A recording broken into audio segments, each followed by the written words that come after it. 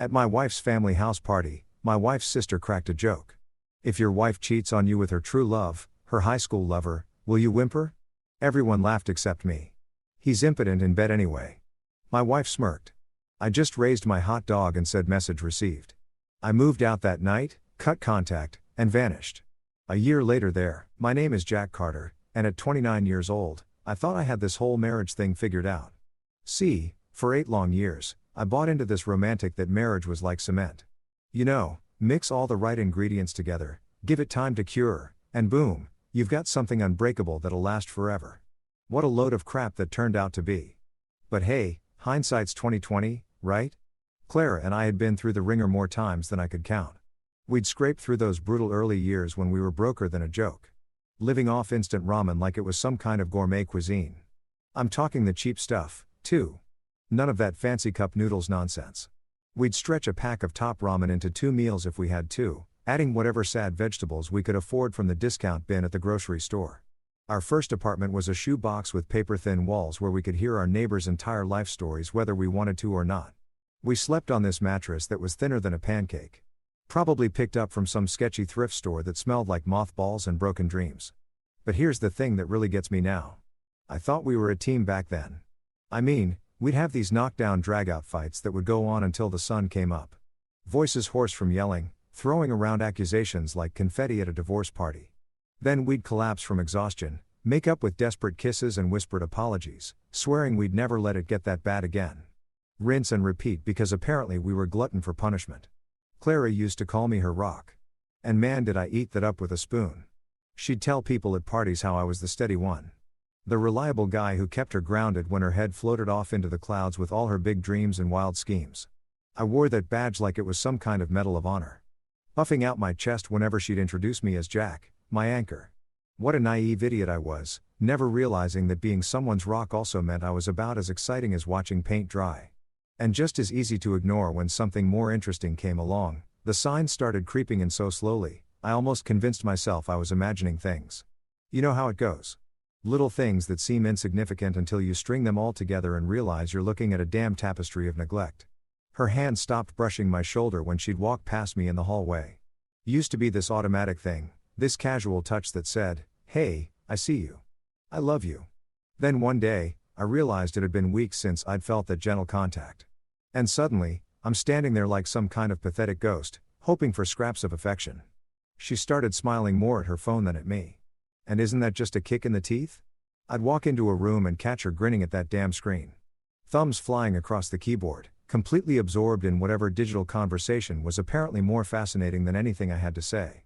When I'd ask who she was texting, she'd give me this dismissive wave and mutter something about work or her sister or some friend I'd never heard of. But the smile would disappear the second she looked at me, like someone had flipped a switch, and all the joy just drained right out of her face. The worst part was watching our laughter slowly transform into silence. We used to crack each other up over the stupidest stuff. Bad movies, weird neighbors, inside jokes that probably weren't even that funny, but sent us into hysterics because we were young and in love, and everything seemed hilarious when you had someone to share it with. Those moments became rarer and rarer until our conversations consisted of logistics and grocery lists. And did you remember to pay the electric bill? That silence wasn't just quiet. It was this living, breathing wall that grew thicker every day. I'd try to break through it with jokes or stories about my day, but they'd fall flat against this invisible barrier Clara had constructed around herself. She'd nod politely, make the appropriate noises, but her eyes would be somewhere else entirely. It was like talking to a beautiful mannequin that occasionally moved its mouth to say, and that's nice, honey. I started analyzing every interaction, replaying conversations in my head like some kind of forensic investigator, trying to figure out where it all went wrong. Was it something I said, something I didn't say? Was I too boring, too predictable, too much of that steady rock she used to claim she loved? The harder I tried to reconnect, the further she seemed to drift away, like I was trying to grab smoke with my bare hands. Friends would ask how married life was treating us, and I'd plaster on this fake smile and give them the standard answer. Great. Couldn't be better. Meanwhile, I was dying a slow death inside, watching the woman I'd promised to love and cherish gradually transform into a polite stranger who happened to share my bed and my Netflix password. The really twisted part, I kept believing we could fix it. I kept thinking that if I just tried harder, loved better, became more interesting somehow, I could win her back. Like she was some kind of prize I temporarily misplaced rather than a person who'd simply decided I wasn't worth the effort anymore. I was so busy being her reliable rock that I forgot rocks don't feel pain when people step all over them. Looking back now, I can see I was already becoming invisible in my own life, fading into the background like wallpaper nobody notices until it starts peeling at the edges. But at the time, I just kept mixing that cement, convinced that with enough patience and the right formula, I could build something unbreakable. What a joke that turned out to be.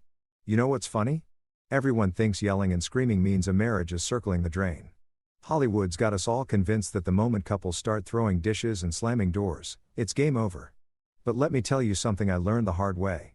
Silence is 1,000 times worse than any shouting match you could imagine.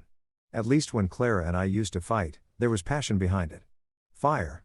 Even if we were pissed off and saying things designed to hurt, we were still engaged with each other. We still cared enough to get worked up, to let our emotions spill out all over the place like some kind of messy human train wreck. But when she stopped fighting with me altogether, that's when I should have known I was truly screwed. The transition was so gradual, I almost missed it entirely. One day, we're having these epic battles that shake the walls, and the next thing I know, Clara's responding to everything with this infuriating smirk that made me want to punch something. Not her, obviously. I'm not that kind of guy, but maybe a wall or a pillow or one of those inflatable punching bags they sell at sporting goods stores for exactly this kind of situation. It started with the little disagreements first.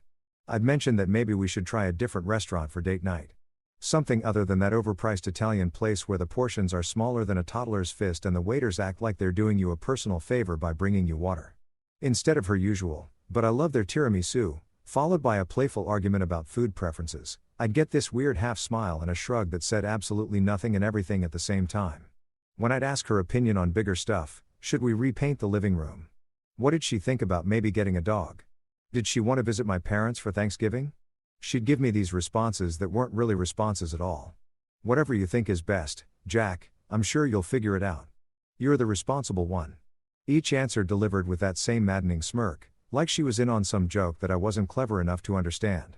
The worst part was when I finally worked up the courage to ask the big question, the one that had been eating at me for months like some kind of emotional parasite. We were sitting on our couch. Well, my couch, since she'd claimed the recliner as her personal throne, and I just blurted it out during a commercial break. "Claire, are you happy? I mean, really happy with us?" She didn't even pause the TV. Didn't turn to look at me. Just kept staring at some stupid commercial for car insurance while that smirk spread across her face like she'd been waiting for this moment her entire life. Why ask questions you already know the answers to? That sentence hit me like a freight train loaded with broken dreams and expired warranties. It hollowed me out from the inside, scooped out everything that used to be confident and hopeful, and left behind this empty shell that looked like Jack Carter but felt like a cheap knockoff. Because the thing is, I didn't know the answer. I was asking because I genuinely had no clue what was going on in her head anymore. But apparently, my ignorance was so obvious that even asking the question was pointless. But did I give up? Hell no. Because I'm Jack Carter, reliable to a fault. And quitters are for people who don't understand the value of hard work and determination. So, I doubled down on trying to fix whatever was broken between us. I planned date nights like I was organizing a military operation, researching restaurants, checking movie times, even buying her flowers from that fancy place downtown that charges $20 for what you can get at the grocery store for $5. She'd brush off every gesture with excuses that got more creative as time went on. "I'm too tired tonight. I've got that early meeting tomorrow." Sabrina and I already made plans. That last one became her go-to. Actually, once her sister moved in, and suddenly everything revolved around whatever drama was currently consuming Sabrina's life, I started talking less around the house, partly because every conversation felt like walking through a minefield, and partly because Clara had made it pretty clear that my thoughts and opinions ranked somewhere below the weather forecast in terms of importance. My jokes fell flat. My observations about work or current events got met with distracted nods. And my attempts at deeper conversations were deflected with the skill of a professional volleyball player. The silence that filled our house wasn't peaceful. It was thick and oppressive, like trying to breathe through wet concrete. I catch myself holding my breath sometimes just to see if anyone would notice.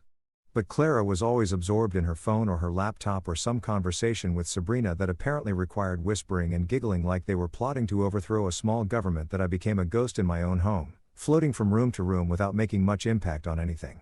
In the mornings, I'd make coffee for both of us out of habit, but she'd already be gone or rushing out the door with a travel mug she'd filled herself.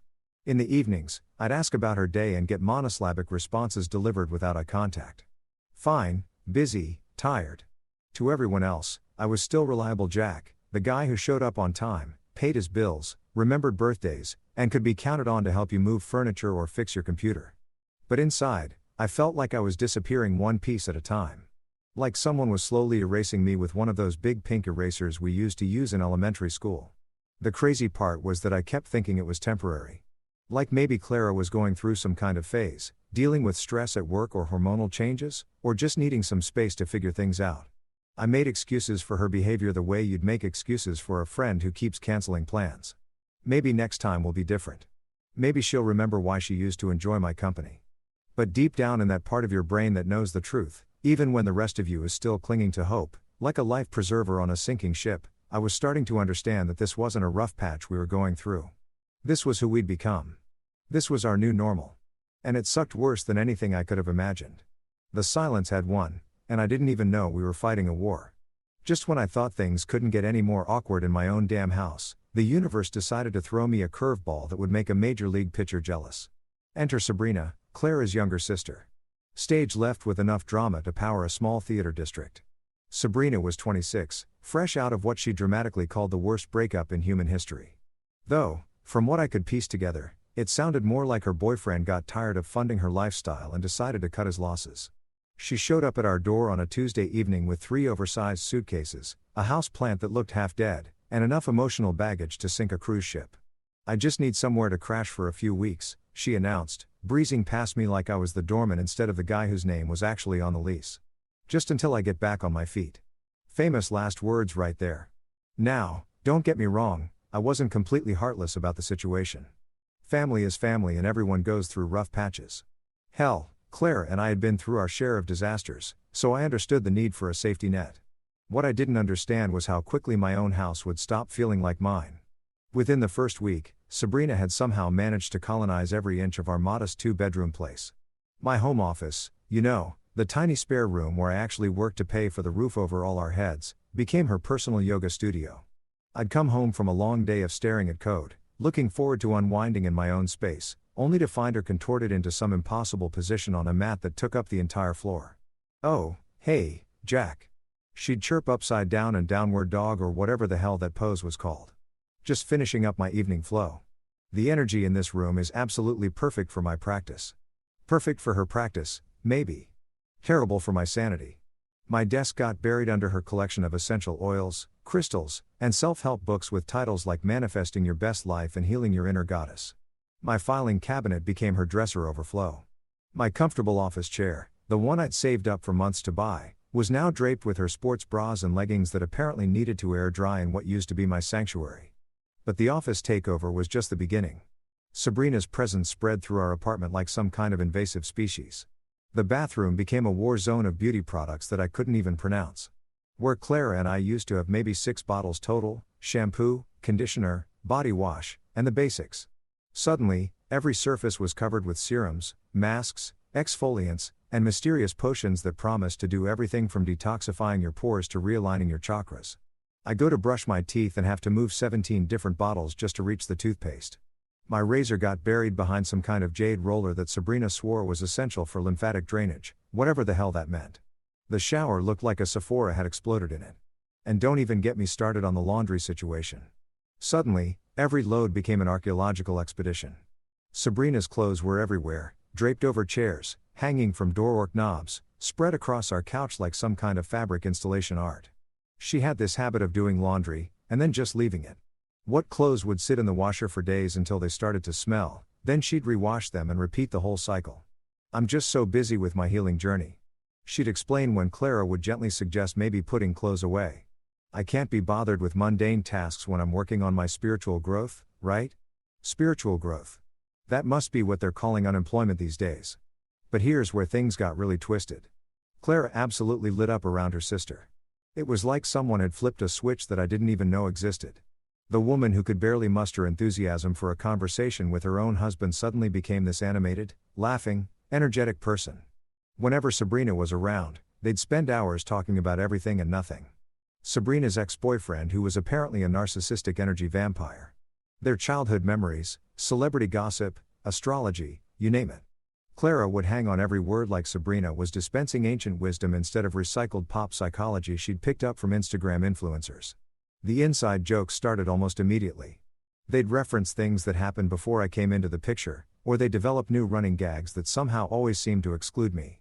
They had this weird sisterly shorthand where one of them would start a sentence and the other would finish it, then they'd dissolve into giggles like they were still teenagers sharing secrets at a sleepover. Remember when we convinced Mom that Clara would start, that aliens had rearranged her garden gnomes?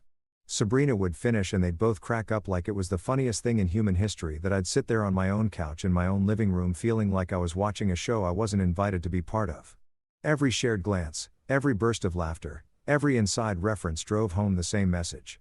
You're not part of this club, Jack. The morning routine became particularly brutal. I'd stumble into the kitchen looking for coffee. That sacred ritual that made me functional enough to face another day, only to find Sabrina already there, bright-eyed and bushy-tailed, chatting Clara's ear off about her dreams or her chakras, or whatever mystical nonsense was on her mind that day. Clara would be making elaborate coffee drinks for both of them. Fancy stuff with whipped cream, flavored syrups, cinnamon sprinkles, the whole 9 yards. These weren't just cups of coffee. They were Instagram-worthy works of art that probably took 20 minutes to construct. Meanwhile, my coffee maker, the simple, reliable machine that had served me faithfully for years, would be pushed to the back of the counter, unplugged and forgotten. My usual morning coffee would sit there getting cold while Clara fussed over Sabrina's complex beverage requirements. "Good morning, Jack." Sabrina would sing out like she was the hostess of this household instead of the unexpected guest who'd been temporarily crashing here for what was now going on 2 months morning. I'd mumble, reaching for my neglected coffee and trying not to let the bitterness show. And I'm not just talking about the coffee. The living room became their domain, too. Sabrina's friends started showing up for impromptu wine nights that nobody bothered to run by me first. I'd come home expecting a quiet evening, maybe catch up on some shows with Clara, only to find our living room had been transformed into some kind of support group. Meeting. 5 or 6 women would be scattered across our furniture, glasses of wine in hand, discussing their journeys and growth in toxic relationships, while our coffee table disappeared under a spread of cheese, crackers, and whatever expensive wine they decided was necessary for their healing circle. "Oh, Jack's home," Clara would announce like I was some kind of interesting visitor instead of the guy who lived there. "Ladies, you remember my husband, Jack?"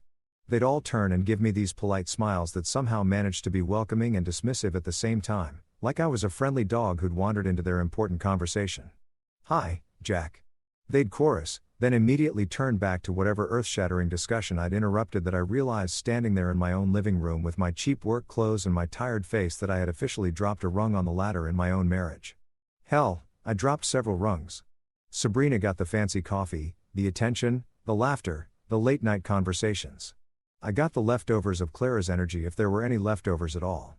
And the worst part, I could feel myself slipping further down that ladder every single day. And I had no idea how to climb back up.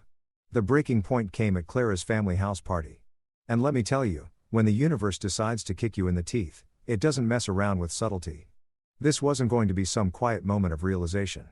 Oh no. This was going to be a full-blown public execution disguised as a backyard barbecue. Every year, the Doyle family threw this massive get-together at Clara's parents' house. Picture your typical American suburban nightmare.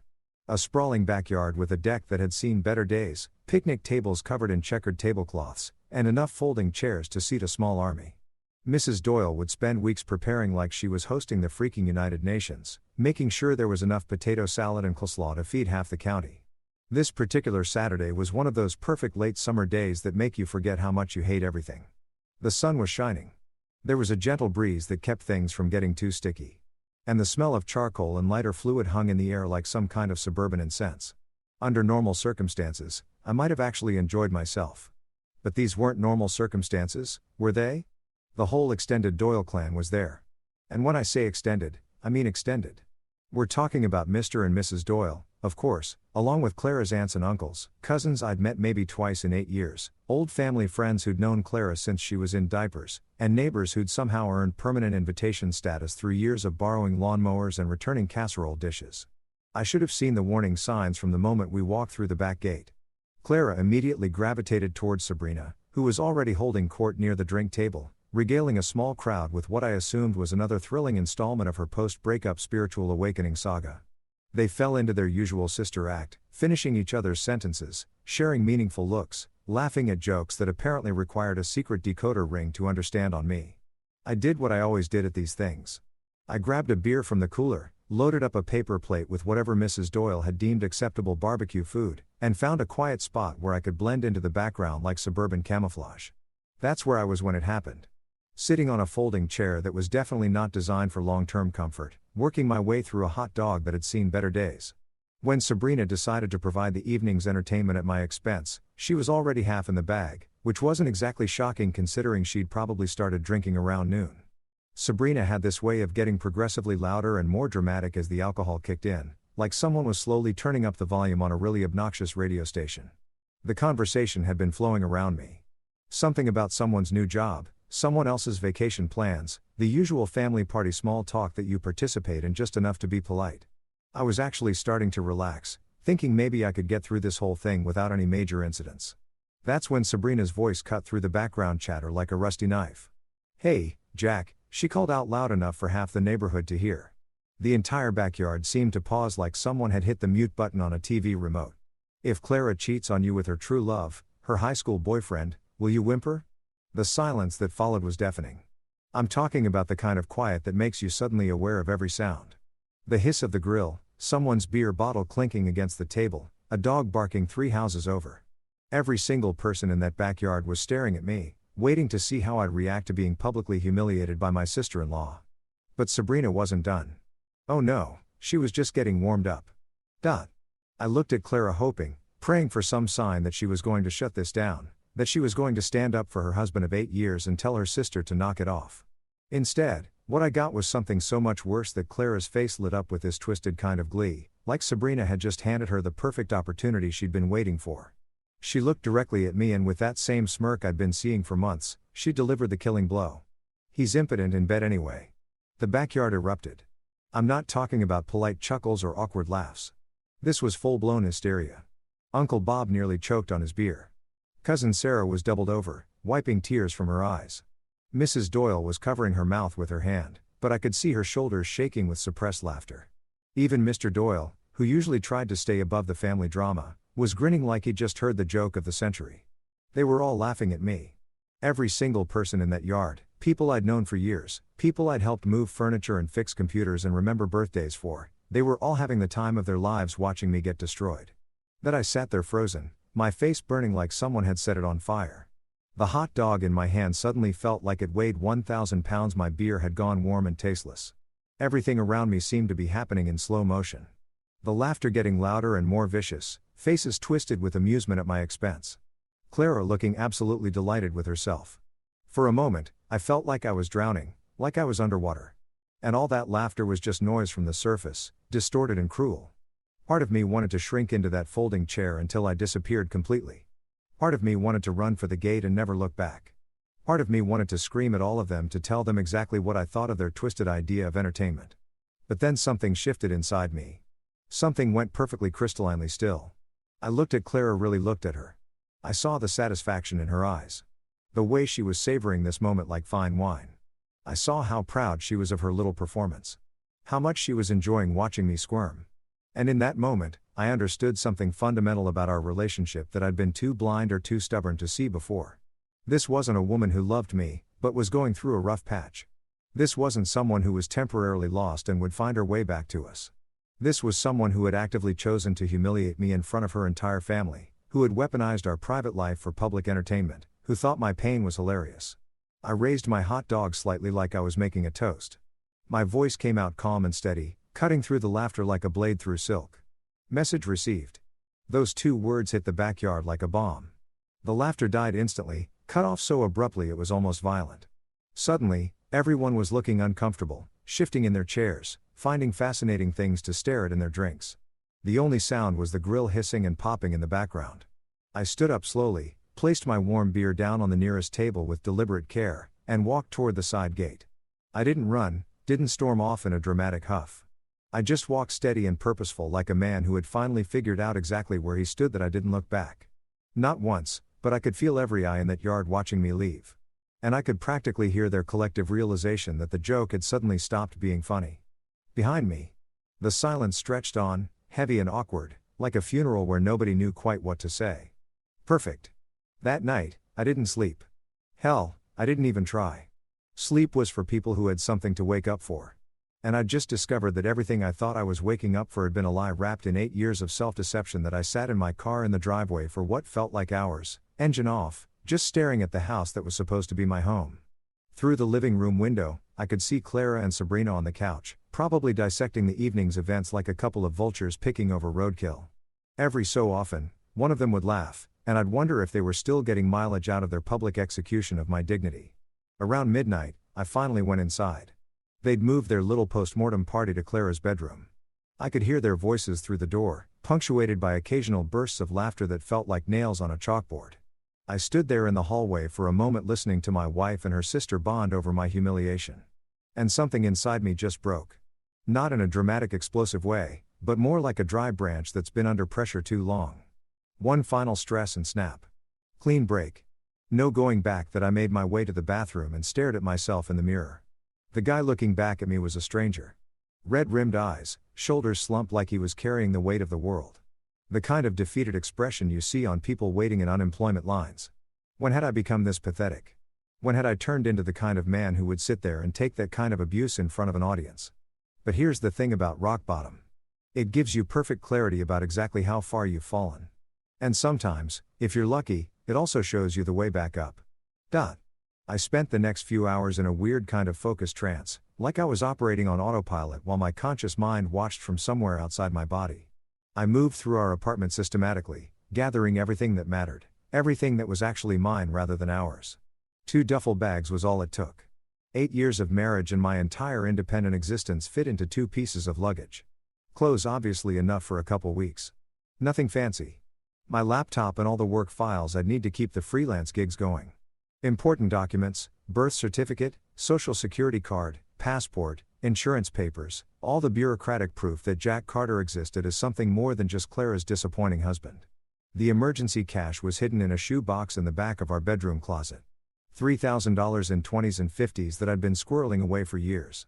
Originally intended for a surprise vacation or maybe a down payment on a better place. Clara knew about the savings account, but she'd never known about this little stash.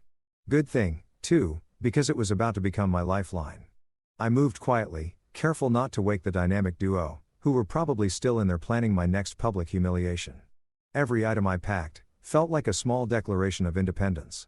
My favorite coffee mug, the one Claire always rolled her eyes at because it had a stupid joke about programmers on it. My collection of paperback sci-fi novels that she'd always called boy books. The camping gear I'd bought years ago when I still had fantasies about weekend adventures that never materialized. At 3 a.m. I sat down at the kitchen table with a piece of paper and a pen. The note I left was short and sweet. Hope the joke was worth it. That was it. No long explanation, no emotional goodbye, no list of grievances or demands for better treatment. Just 7 words that said everything that needed to be said. I placed it in the exact center of the table where Clara would be sure to see it when she came out for her morning coffee. Then I did something I'd been planning for weeks, but never had the guts to follow through on. I pulled out the envelope I'd been carrying around like a talisman, the one that contained divorce papers. I'd quietly prepared during my lunch breaks. I told myself I was just being practical, just covering my bases in case things got worse. Turns out things could always get worse than you imagined. I placed the envelope right next to the note. Let her explain that to Sabrina over their fancy coffee with whipped cream and sprinkles. By 4 a.m. I was loading my bags into my car. The neighborhood was dead quiet. The kind of pre-dawn stillness where every sound seems amplified. My car door closing sounded like a gunshot in the silence. I half expected lights to start coming on, neighbors peering out their windows to see what was happening, but the world stayed dark and peaceful. That I drove out of that subdivision like I was escaping from prison, which wasn't far from the truth. Every mile between me and that house felt like shedding another layer of the pathetic person I'd become. The radio was playing some melancholy late-night song about lost love and second chances, but I turned it off. I didn't need a soundtrack for this moment. The silence was perfect. I'd done my homework during all those sleepless nights when Clara was busy ignoring me. I'd researched remote locations, places where a guy could disappear without anyone asking uncomfortable questions. The mountains had always called to me anyway back when I was young enough to think adventure was something that happened to people like me. The cabin I'd found was perfect in its simplicity. I'd contacted the owner, an old-timer named Franklin, through a series of emails where I'd been deliberately vague about my circumstances. All he cared about was that I could pay in cash and that I wasn't planning to burn the place down or turn it into a meth lab. Privacy guaranteed, no questions asked, he promised. And something in his voice told me he understood exactly what kind of privacy I was looking for. The drive took 4 hours through increasingly winding mountain roads. As the sun started to come up, I found myself climbing through forests that seemed to stretch on forever, past lakes that looked like mirrors reflecting the sky, through small towns that probably hadn't changed much since the 1950s that I stopped for gas and coffee at a little station that looked like it had been transported from another era. The guy behind the counter nodded at me like we were old friends, asked if I was heading up to do some fishing, and didn't seem to think there was anything strange about a guy in business casual clothes buying supplies at dawn on a Sunday morning. "Good fishing weather," he said, handing me my change. "That's what I'm hoping for," I replied, and realized it was the first honest thing I'd said to another person in months. It'd be why the time I reached Franklin's cabin, the sun was fully up and painting everything in shades of golden green that made the whole world look like a postcard. The cabin sat in a clearing surrounded by pine trees so tall they seemed to touch the clouds, with a little stream running behind it that sounded like nature's own white noise machine. Franklin was waiting for me on the porch, coffee cup in hand, looking exactly like Central Casting would order if they needed someone to play wise mountain man. Gray beard, flannel shirt, boots that had seen some serious miles. "You, Jack?" he asked. "That's me." "Good." Keys are on the kitchen table, propane's full, firewood stacked on the side. "Nearest neighbors about 5 miles that way," he pointed toward a gap in the trees. "And they mind their own business, same as I do." He finished his coffee, set the cup down on the porch railing, and headed for an old pickup truck that looked like it had been through a few wars. "Anything else you need to know?" he asked. "I think I've got it figured out," he nodded approvingly. "Most folks who come up here do, and just like that, I was alone. Completely, utterly alone for the first time in years. I stood on that porch breathing air that actually smelled clean. Listening to nothing but wind in the trees and water running over rocks, and felt something I hadn't experienced in so long I'd almost forgotten what it was called. Peace. Life at the cabin became something I'd never experienced before. Beautifully, gloriously simple. No schedules dictated by someone else's moods. No walking on eggshells wondering if I'd accidentally said something that would earn me another dose of silent treatment. No competing for attention in my own damn home. Just me, the mountains, and the kind of quiet that actually lets you hear yourself think. The first week was rough, I'll admit. Not because I missed Clara. Hell no, but because I'd forgotten how to exist without constantly monitoring someone else's emotional temperature. I kept catching myself listening for footsteps in the hallway, bracing for the sound of a door slamming somewhere in the house. It took my nervous system about a week to figure out that the only drama happening here was whether I wanted coffee or tea with breakfast. My days develop their own rhythm. The kind of natural flow that happens when you're not constantly adapting to someone else's chaos. I'd wake up when my body felt like waking up. Usually around sunrise, which up here meant being greeted by light filtering through pine trees like nature's own cathedral. No alarm clock, no scrambling to get ready while someone hogged the bathroom. No starting my day already stressed about what mood I'd be walking into. Coffee became a ritual instead of a necessity. I'd make a pot using water from the well behind the cabin. Water that actually tasted like water instead of the chlorinated stuff we got in the suburbs, and sit on the front porch watching the mist rise off the little stream that ran behind the property. Sometimes deer would wander through the clearing and we'd eye each other with mutual respect. They minded their business. I minded mine. The freelance programming work was easier than I'd expected. Turns out when you're not constantly interrupted by passive-aggressive comments and household drama, you can actually focus on code for hours at a time. I'd set up my laptop on the kitchen table by the window and lose myself in the logical, predictable world of algorithms and databases. Problems had clear solutions here. If something was broken, you fixed it. If code didn't work, you debugged it until it did. No hidden meanings, no emotional landmines, no wondering if your attempts to help were actually making things worse. The money situation worked out better than I'd hoped without Clara's expensive coffee habits. Sabrina's endless stream of Amazon packages and the general financial bleeding that came from supporting 2 adults who treated money like it was infinite. My modest freelance income actually stretched pretty far. The cabin rent was cheap, groceries were basic, and my entertainment budget consisted mainly of library books and hiking boots.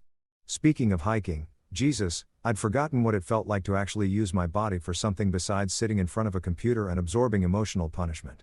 The mountains around here were laced with trails that ranged from easy walks to serious climbs that left me gasping but satisfied in ways I hadn't felt in years. That I started small, following the marked trail that wound along the stream for a couple miles before looping back. But as my legs got stronger and my lungs adapted to the altitude, I got more ambitious. There were peaks up here that offered views that made you understand why people write poetry about nature. Standing on a rocky outcrop at 8,000 feet, looking out over valleys that stretch to the horizon, you start to get some perspective on how small your problems really are. The physical work was a revelation. Franklin had left behind a decent pile of seasoned firewood, but I could see I'd need more to get through the winter if I planned to stay that long. So, I learned to split wood, which turned out to be incredibly therapeutic. There's something primal and satisfying about swinging an axe, feeling it bite into the wood, watching a log split clean down the middle. Each swing was like chopping away another piece of the passive, beaten down version of myself I'd become at him. My hands got tough and calloused from the axe handle and from stacking wood. My shoulders broadened from hauling logs and water buckets. I dropped weight without trying, partly from all the physical activity, partly because I was actually eating real food instead of stress eating my way through whatever Clara had deemed acceptable for our kitchen. Hank, who ran the little general store about 10 miles down the mountain, became my main connection to the outside world. He was the kind of guy who'd probably seen every type of person who came up to these mountains looking for something or running from something.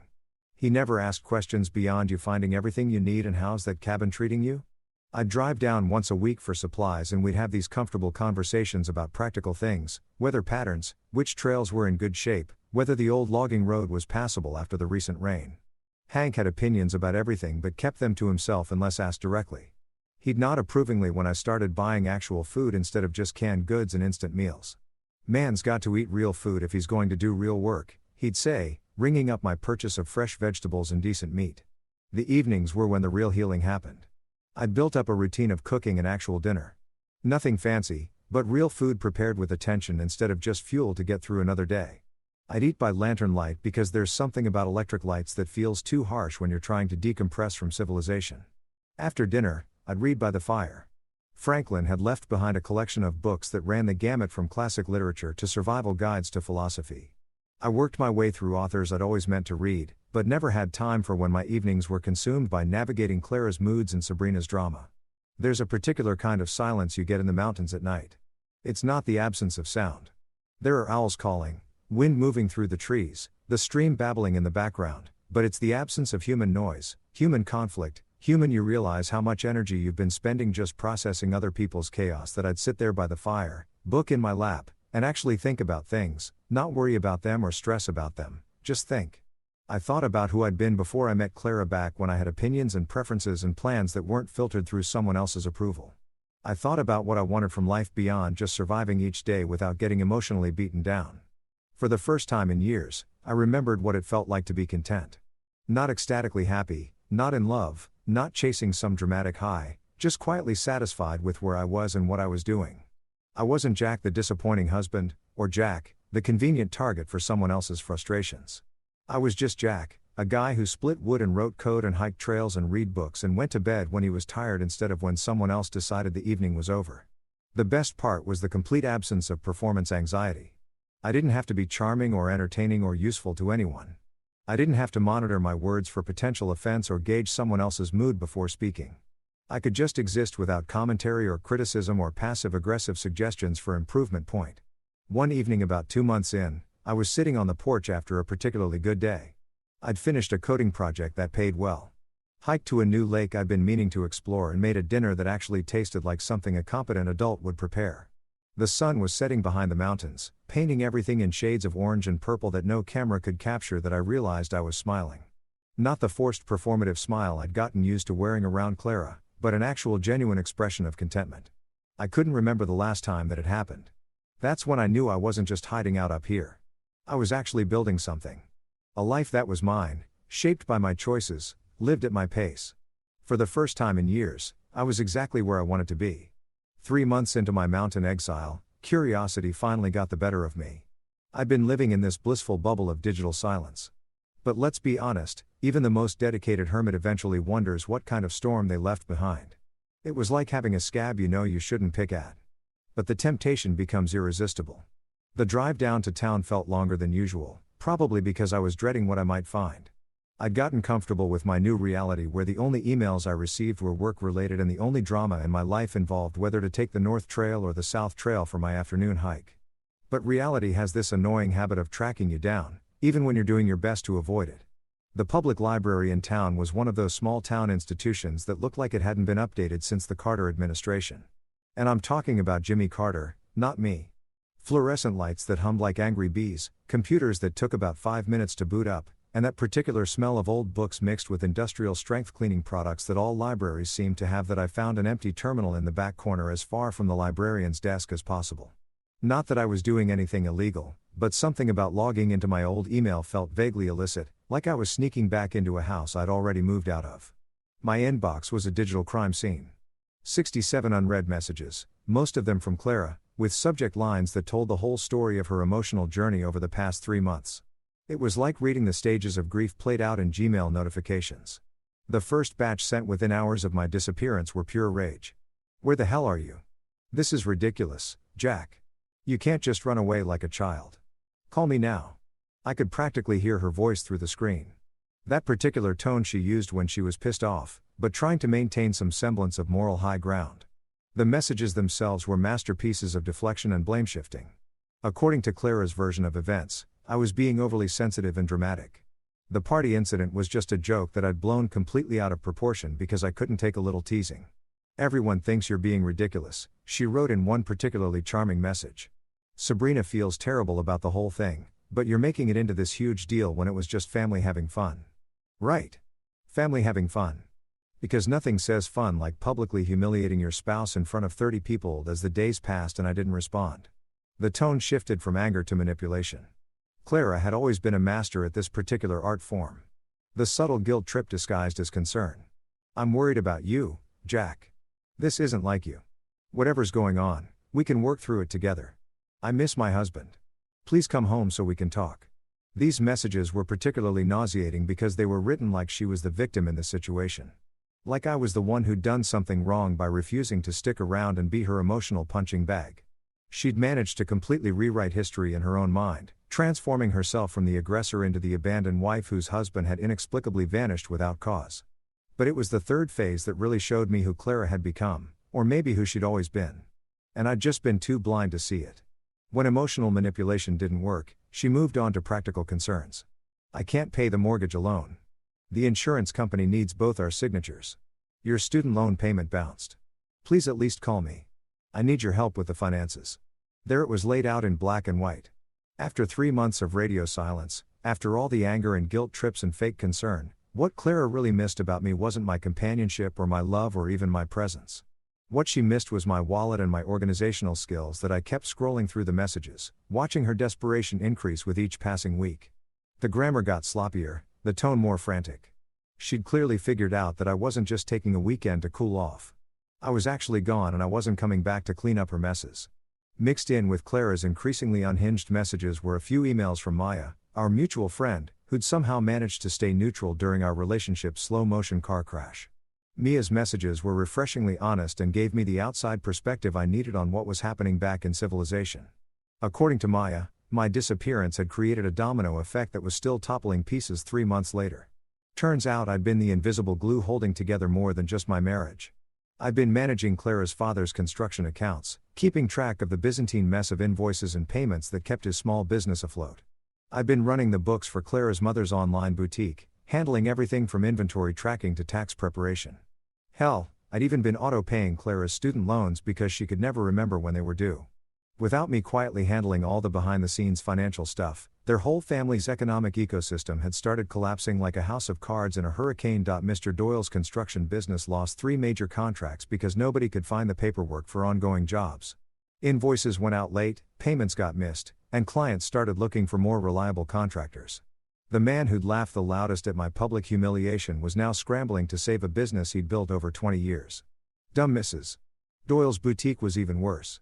Without my inventory management system, she'd been ordering duplicate items while running out of bestsellers.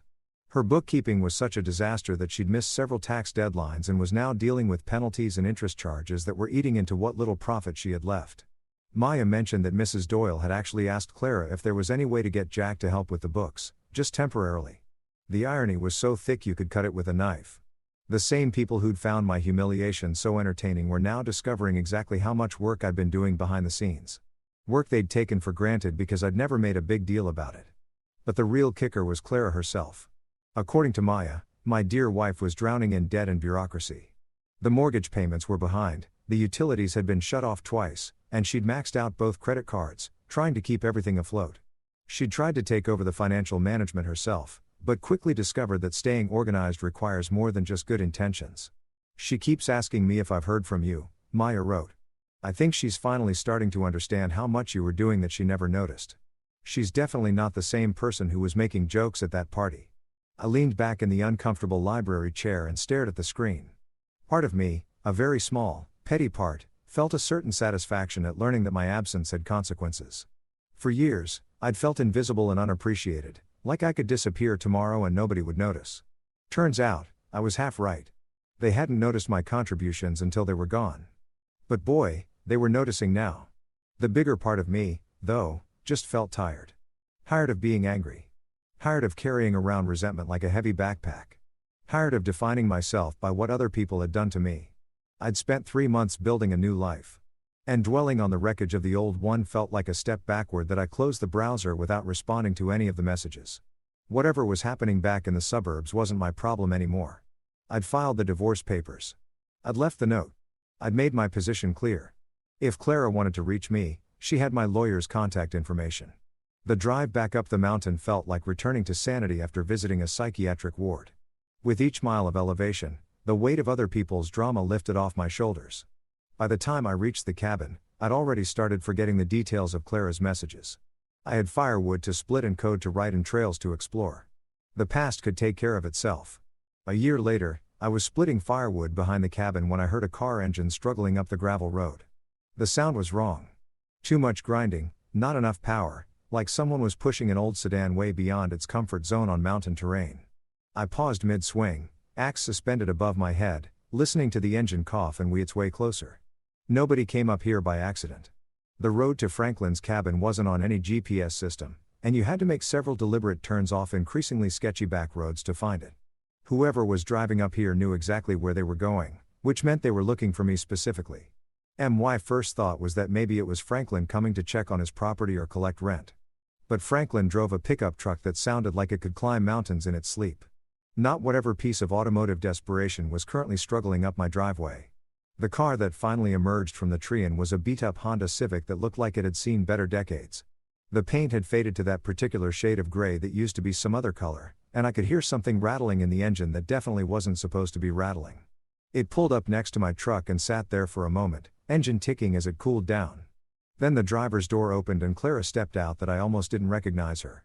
This wasn't the put-together woman who used to spend an hour getting ready for a trip to the grocery store. This version of Clara looked like she'd been through a blender set on rough year. Her hair was longer and less styled, pulled back in a simple ponytail that suggested function over fashion. She was wearing jeans that actually looked worn from use rather than purchased pre-distressed and a jacket that had clearly seen some serious mileage. But it was her face that really told the story. The smugness was gone, replaced by something I'd never seen there before. Genuine humility mixed with exhaustion. She looked like someone who'd been carrying a heavy load for a long time and was finally ready to set it down. It was starting to rain.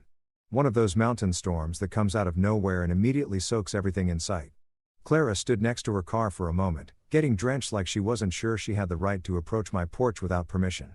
"Jack," she said, and her voice was different, too. Smaller, less certain. None of the edge I'd gotten used to over the last years of our marriage.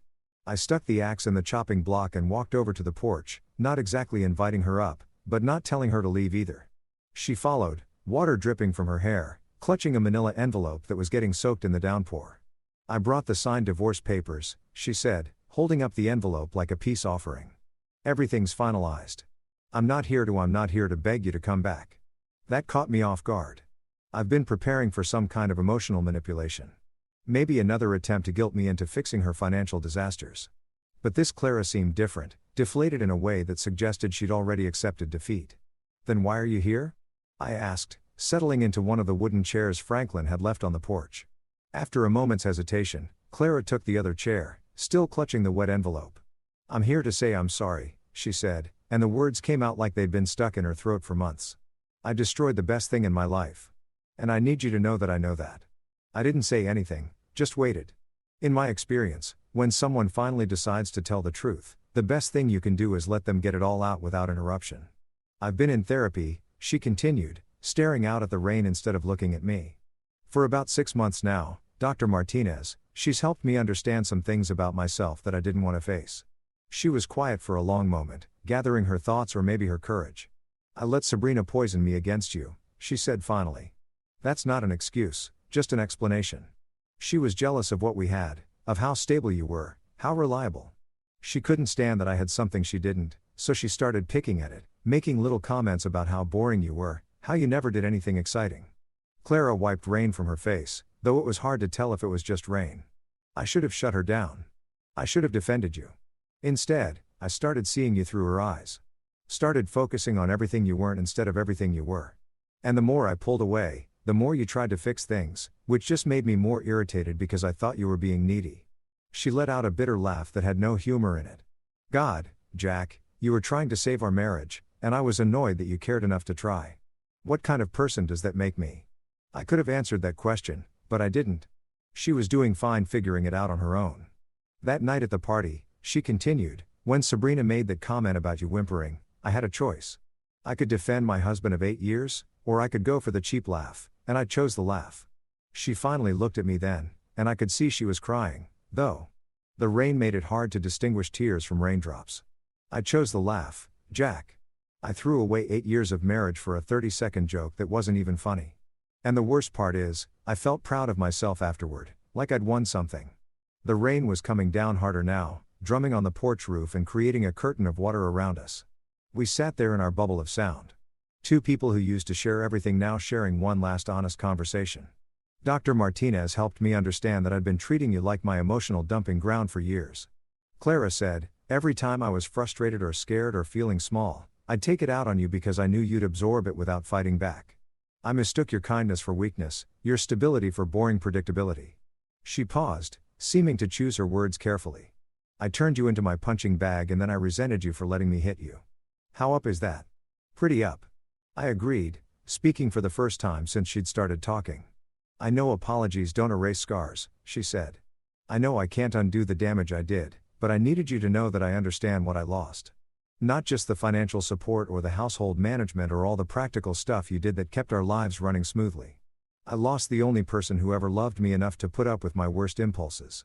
She stood up, the signed divorce papers still in her hand. I won't insult your intelligence by asking you to forgive me, she said. I just wanted you to know that the woman who smirked at you that night, who thought your pain was entertaining, that wasn't who I really am.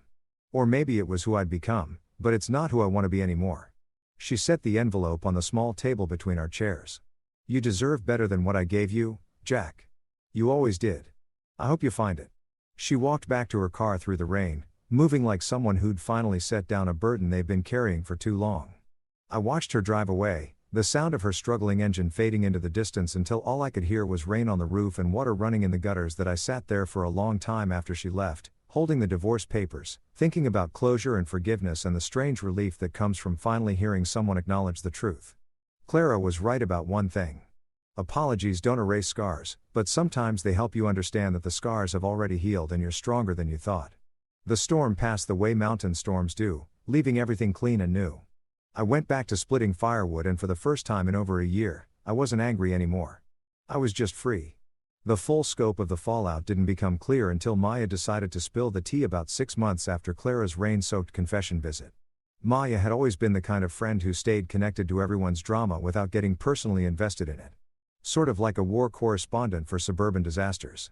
She'd drive up to the cabin every few months with groceries, local gossip, and updates on the civilized world that I'd left behind. This particular visit, she came bearing news that was so satisfying I almost felt guilty about enjoying it. Almost. You're not going to believe what's happened to the Doyle family, she said, settling into her usual spot on the porch with a beer and the gleeful expression people get when they're about to share particularly juicy gossip. According to Maya's intelligence network, which was basically every hairdresser, grocery store clerk, and coffee shop employee in a 20-meter radius, my strategic disappearance had triggered a domino effect that was still toppling pieces a year and a half later. Clara had officially declared bankruptcy about 3 months after her cabin visit. Turns out when you're used to having someone else manage all the adult responsibilities in your life, learning to do it yourself while drowning in debt is a pretty steep learning curve. The mortgage went into foreclosure. The credit cards got maxed out and defaulted. And she'd even managed to get her car repossessed, which explained the beat-up Honda she'd driven up the mountain. But Clara's financial collapse was just the appetizer. The main course was what had happened to her parents' businesses. Mr. Doyle's construction company, the one he built over 20 years of early mornings and weekend work, was basically finished.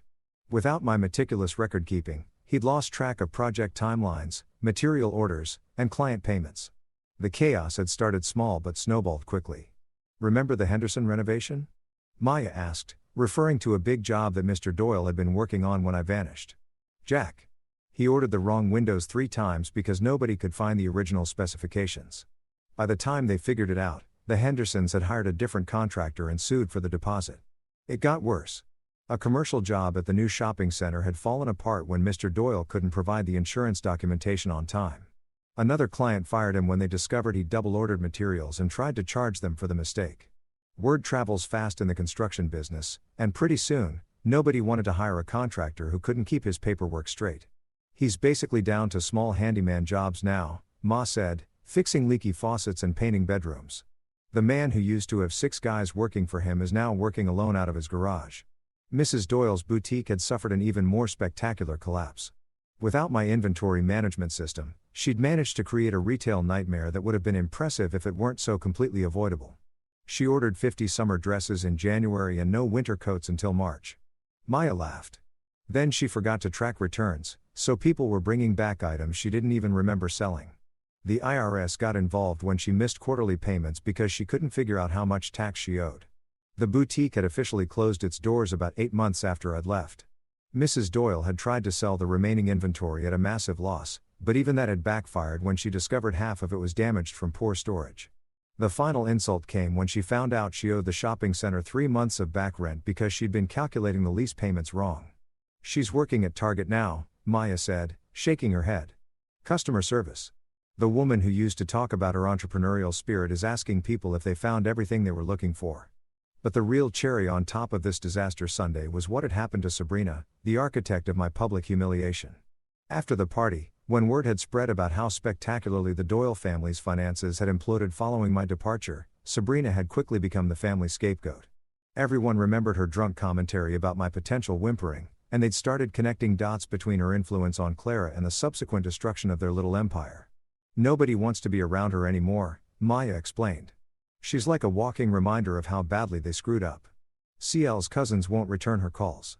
The neighbors avoid her. Even her old friends have distanced themselves." Sabrina had bounced around for a while, crashing on couches and burning through the goodwill of anyone willing to help her. But her dramatic personality and tendency to treat other people's homes like her personal drama stage had worn thin quickly. One by one, her options had disappeared until she'd been forced to move back in with her parents. "She's 35 years old and sleeping in her childhood bedroom," Maya said with obvious delight. "Same room, same furniture, same live, laugh, love poster on the wall from when she was 16. Mr. and Mrs. Doyle barely talk to her. She's like the ghost of their family's former success." The family gatherings that used to be celebrations had turned into tense affairs where everyone blamed everyone else for their collective downfall. Maya had heard through the grapevine that last Thanksgiving had been a complete disaster with multiple arguments breaking out over who was responsible for driving Jack away. "Clara actually defended you," Maya said. "Can you believe that? She told everyone that they'd treated you terribly and that you'd had every right to leave. It caused a huge fight with her dad, who apparently said something about how you'd been too sensitive, and Clara lost it on him." The irony was beautiful in its completeness. The same people who'd found my humiliation so entertaining were now turning on each other as their world crumbled around them.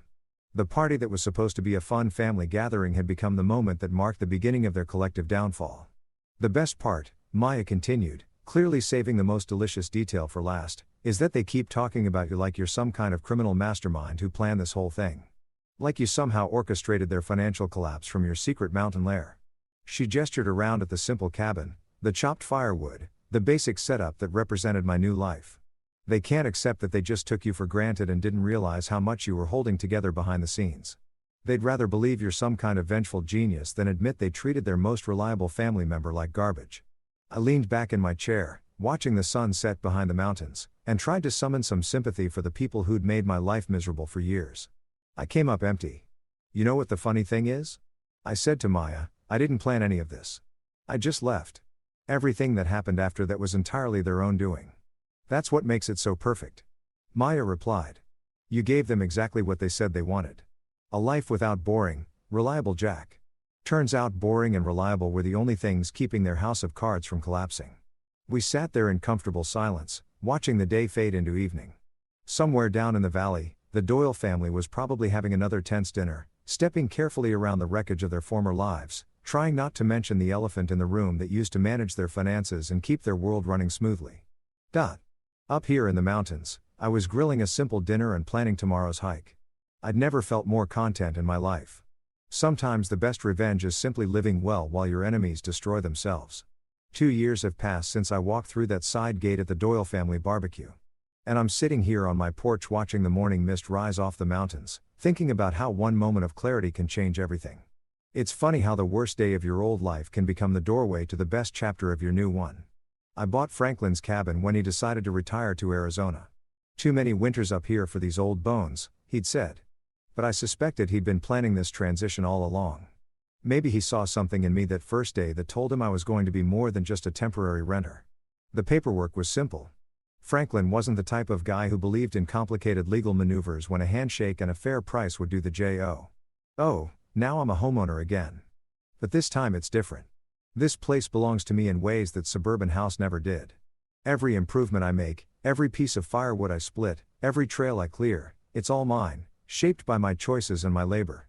There's something deeply satisfying about owning something you've actually earned rather than something you're just making payments on. The freelance programming work evolved into something more substantial over time. Word gets around in the tech world when you're reliable and good at what you do. And apparently living in the mountains doesn't hurt your reputation when your clients are scattered across 3 time zones. Anyway, I've got a steady roster of companies that send me projects and the work is interesting enough to keep me engaged without being so demanding that it takes over my life. The best part is that I control my schedule completely. If I want to take a Wednesday off to hike to the lake, I do it. If I feel like working until midnight because I'm in the zone with a particularly challenging piece of code, there's nobody around to complain about the keyboard clicking or the extra coffee I'm making. It's amazing how much more productive you can be when you're not constantly managing someone else's emotional needs. But the real change in my life came about 8 months ago when I met Leah on the trail to Bear Creek Falls. I'd been hiking alone for over a year by then, perfectly content with my own company. When I came around a bend and nearly collided with this woman in park ranger gear who was examining something on the ground. Sorry, I said, stepping aside to give her room. Didn't mean to interrupt whatever scientific thing you're doing there. She looked up with this smile that was part amusement, part curiosity. Scientific thing? I'm trying to figure out if this is bear scat or just a really unfortunate pile of berries. That's definitely bear scat, I said, and she laughed. A real laugh. Not the polite social noise people make when they're being nice. Well, look at you, mountain man. Got yourself a degree in wildlife biology while I wasn't looking. Nope. Just common sense. In a year and a half of living up here, you learn to recognize the signs pretty quickly when your nearest neighbor is 5 miles away and doesn't carry pepper spray. That was the beginning of something I hadn't expected to find again. A connection with another person that felt natural instead of exhausting. Leo was stationed at the ranger office about 15 miles down the mountain, responsible for trail maintenance and wildlife monitoring across a territory that included my little corner of the wilderness. She started stopping by every few weeks, initially just to check on the cabin and make sure I wasn't doing anything that would get her in trouble with the Forest Service. But those official visits gradually turned into longer conversations, then shared meals, then overnight stays that felt comfortable rather than complicated. Leah thinks my quiet strength is attractive, not boring. She appreciates that I can fix things that break, that I know how to be alone without being lonely, that I don't need constant entertainment or validation to feel content. The qualities that Clara had found so insufferably dull are exactly what Leah values in a partner. You're like a Swiss Army knife, she told me one evening as we were cooking dinner together. Practical, reliable, always useful, but not in a boring way. This guy actually knows how to handle life way. It's amazing how different a relationship feels when the other person actually likes who you are instead of tolerating you while hoping you'll change into someone more exciting. Leah and I cook simple meals and take long hikes and read books by the fire. And none of it feels like settling or compromising. It feels like living that we don't live together. She's got her own place closer to town. And we both value our independence too much to rush into cohabitation. But she's here most weekends and I stay at her place sometimes when I need to be closer to civilization for work meetings or supply runs. It's a relationship built on choice rather than convenience, which makes it feel solid in ways my marriage never did. Sometimes, usually when I'm doing something completely ordinary like splitting wood or updating code or planning a hiking route, I remember that party. I can still see Clara's smirk, still hear the laughter that followed her cutting remark, still feel the heat in my face as I sat there absorbing their collective amusement at my expense. But instead of anger or humiliation, what I feel now is something close to gratitude. That moment of public humiliation gave me perfect clarity about exactly where I stood in my own marriage. It stripped away all the self-deception and wishful thinking and showed me the raw truth. I was married to someone who found my pain entertaining.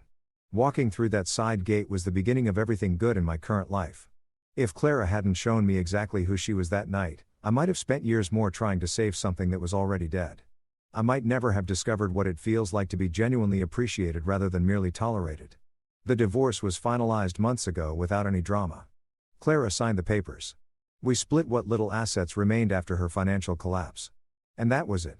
8 years of marriage reduced to a legal document and a forwarded mail address. I felt nothing when it was done. No sadness, no relief, just the mild satisfaction of completing a necessary task. I heard through Maya that Clara eventually got her life together, more or less.